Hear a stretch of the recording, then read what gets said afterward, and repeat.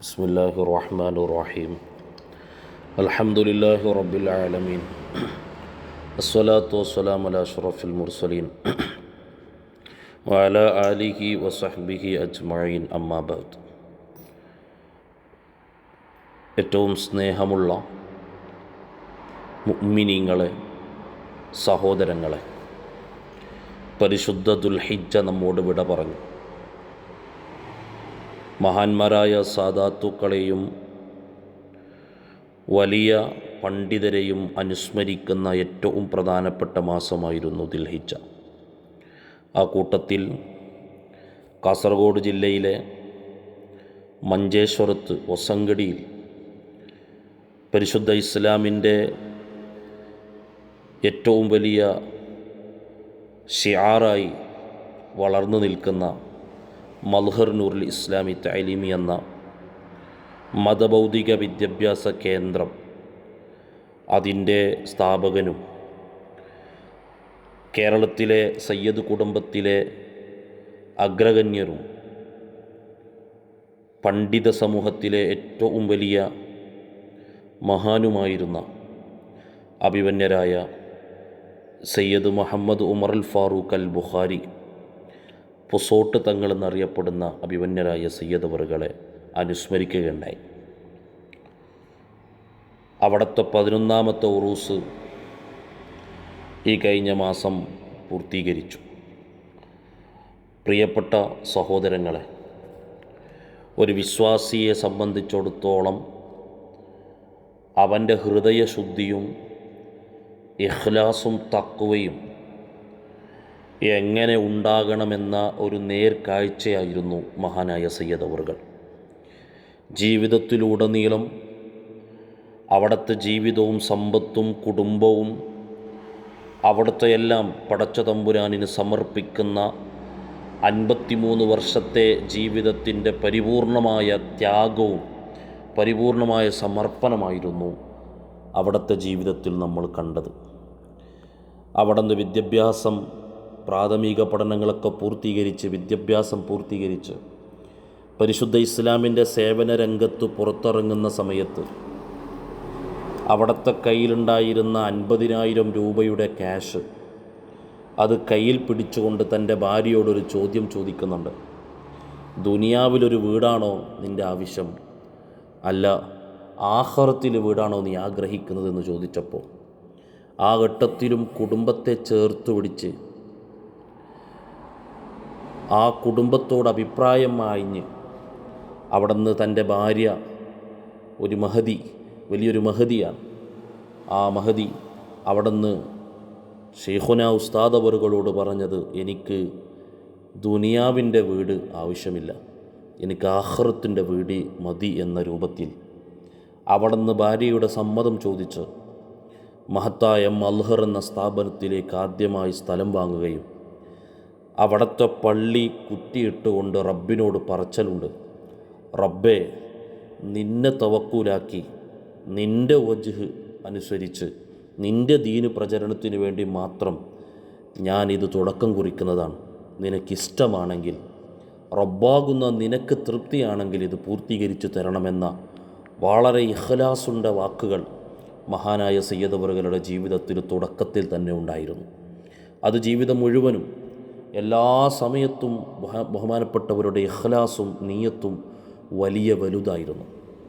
തൻ്റെ ആഴ്ചയിലൂടെ മൽഹറിൽ നിന്ന് വീട്ടിലേക്ക് പോകുന്ന സമയത്ത് പോലും അവിടെ നിന്നൊരു നീയത്ത് വെച്ചായിരുന്നു വീട്ടിലേക്ക് പോകാറുണ്ടായിരുന്നത്.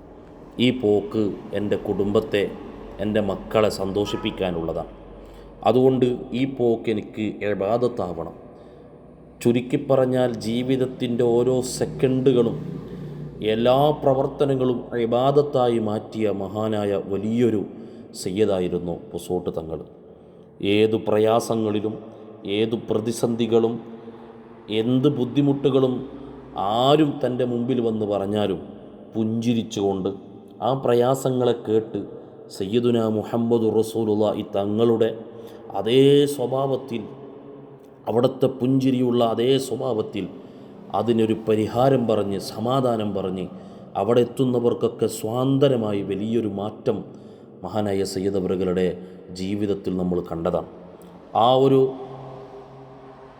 സാന്ത്വന പ്രവർത്തനങ്ങൾ, സമാധാനപരമായ പ്രവർത്തനങ്ങൾ അവിടുത്തെ വഫാത്തിന് ശേഷം അവിടുത്തെ എത്രയോ മുഹിബ്ബീങ്ങൾക്ക്, അവിടുത്തെ ആശ്രയിച്ചു വരുന്ന എത്രയോ ആളുകൾക്ക് അനുഭവിച്ചതായി എത്രയോ ആളുകൾ നമ്മുടെ മുമ്പിൽ അനുഭവം പറഞ്ഞിട്ടുണ്ട്. പ്രയാസപ്പെടുന്ന ആളുകൾക്ക് സ്വപ്നത്തിലൂടെ നിൻ്റെ എല്ലാ പ്രയാസങ്ങളും പ്രശ്നങ്ങളും പരിഹരിച്ചു കിട്ടുമെന്ന് പറയുകയും പിന്നീടത് പരിഹരിച്ച സംഭവങ്ങൾ എത്രയോ നമ്മുടെ മുമ്പിലുണ്ട്. ചുരുക്കി പറഞ്ഞാൽ ജീവിതത്തെ റബ്ബിലേക്ക് പരിപൂർണമായി സമർപ്പിക്കുകയായിരുന്നു ബഹുമാനപ്പെട്ട സയ്യിദ് അവറുകൾ. അവിടുത്തെ അവസാനത്തെ സമയങ്ങൾ, അവിടുത്തെ മൽഹർ അവിടുന്ന് തുടക്കം കുറിച്ചത് മുതൽ 2000 തുടക്കം കുറിച്ചത് മുതൽ അതിൻ്റെ എല്ലാ ഘട്ടങ്ങളിലും മഹാനായ സയ്യിദ് അവറുകൾ തന്നെയായിരുന്നു മേൽനോട്ടം. അതിൻ്റെ കണക്കുകൾ, അവിടുത്തെ ശമ്പളങ്ങൾ, അവിടുത്തെ എല്ലാ കാര്യങ്ങളിലും വളരെ കൃത്യമായി കണക്കുകൾ നോക്കിയിരുന്നത് സയ്യിദ് അവറുകളാണ്. പക്ഷേ അവിടുന്ന് ദുൽഹിജ്ജയിൽ വഫാത്താകുന്നതിന് തൊട്ട് മുമ്പുള്ള റമദാനിൽ അവസാനമായി മൽഹറിൽ വന്നത് റമദാൻ്റെ 21 പ്രാർത്ഥന സമ്മേളനത്തിലാണ്.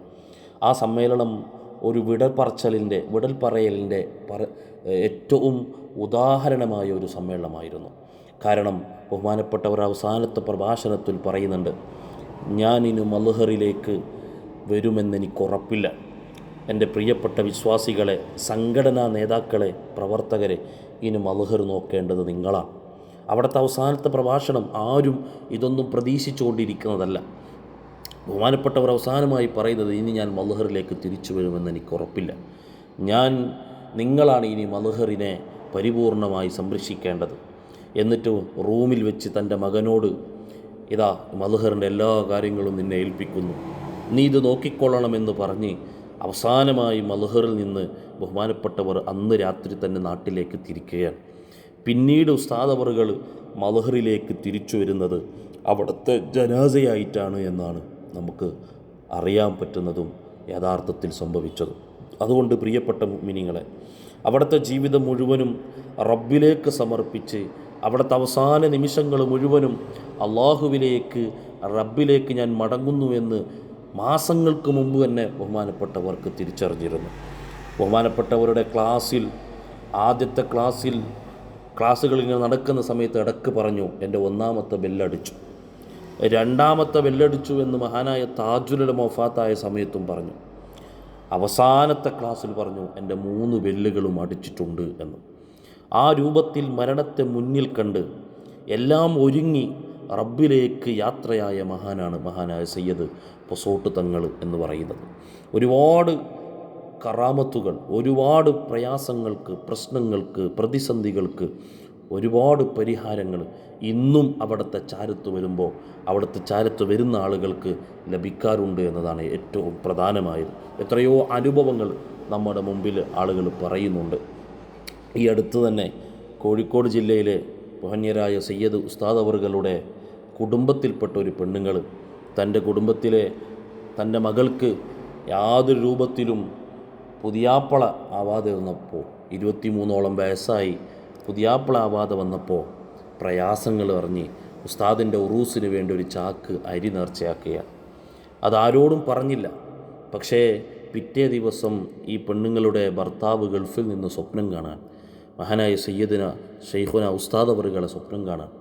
ഉസ്താദ് അവറുകൾ സ്വപ്നത്തിൽ വന്ന് ഈ മനുഷ്യനോട്, ഈ പെണ്ണുങ്ങളുടെ ഭർത്താവിനോട് പറയാണ്, നിങ്ങൾ എനിക്ക് നേർച്ചയാക്കിയാൽ എൻ്റെ ഉറൂസിന് നിങ്ങൾ അരി നേർച്ചയാക്കിയിട്ടുണ്ടല്ലോ, ആ കാര്യങ്ങളൊക്കെ റാഹത്തിലാകുമെന്ന് പറഞ്ഞു.